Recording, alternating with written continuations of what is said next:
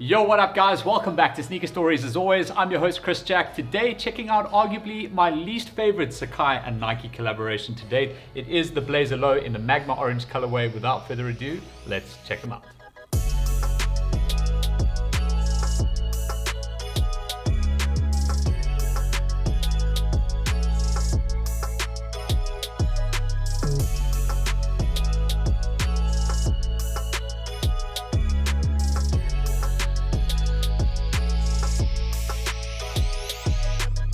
Alright, first things first, a huge shout out to BWE Kicks for hooking us up with the Magma orange colorway of the Sacai Blazer Low from Nike, of course.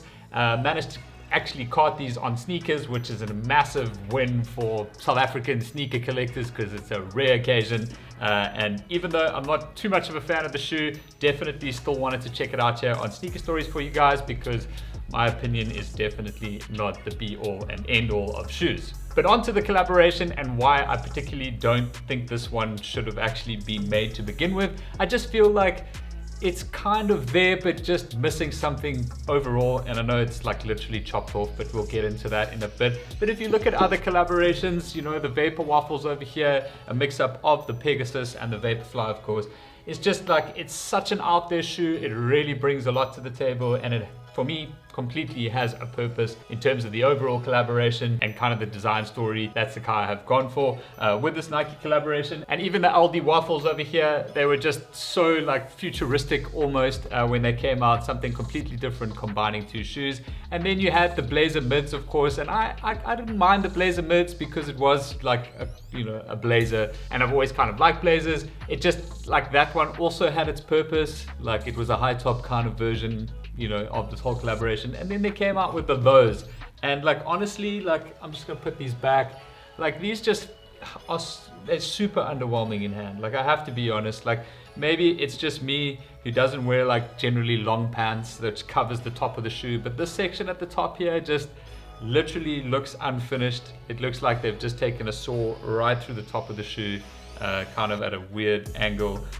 just to create something that almost looks like a chucker. Just, I don't know, it just doesn't feel right to me. But onto the shoe itself, they do kind of keep the same design story with the Sacai Blazers with two shoes in one. This time it's the Nike Dunk and the Blazer.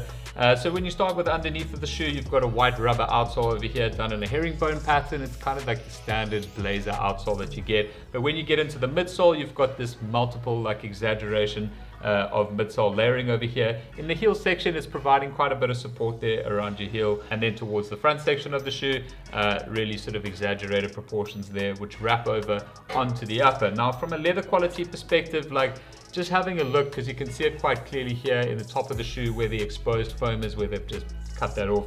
It's an insanely thin piece of white leather. To me, like quality wise, like it's nothing amazing. Like I'm not blown away by anything really when it comes to leather on this shoe. And then you've got the dual swoosh over here, and this time done in a Magma orange and a very light yellow. And that Magma orange continues in and around the eye stays sections of the shoe, which is also done in a dual color, so white and orange over here. There was a second colorway of the shoe, which I think is probably a little bit more preferable when I look at them sort of side by side, and that is a green and sort of like bluey color. I think it just kind of works a little bit better on there. This one just feels very stark and contrasty with the like pure white base layer on the leather, and then these colorations over it with the overlays. Now from a lacing perspective, as we've seen on all other Sacai shoes, they've always double stacked the lacing. They've also double stacked the tongues. So from a lacing perspective here, you've got an orange and white set, which basically just wrap over each other. However, they do also provide you with rope laces for these, which I thought is quite interesting as a completely different look for up top over the tongue. Now, as mentioned, they do always double stack the tongues over here. Both of these are nylon tongues with exposed sort of foam at the top of it, giving it that deconstructed look. The first sort of tongue tag over here is the Nike Sportswear logo, and then set just behind that, you've got the Nike Sacai logo done in black on a white base. Now again, I'm gonna get to this like sawed off exposed foam thing. Like I guess it's quite cool that you can see the construction of what would be there foam and padding wise in the Blazer Mids. However, here it just seems so like ridiculous. Like why was it necessary like to have that amount of exposed foam? And it's not like that kind of yellow aged foam like you might have seen on like off-whites and whatever, and stitched right at the top of the tongue, which is kind of like out of the way. This right here is a dirt trap to me. Like I can just see getting a stain in this thing and literally never being able to actually get that out. You know, like if you were just to get anything there, like red wine, like done.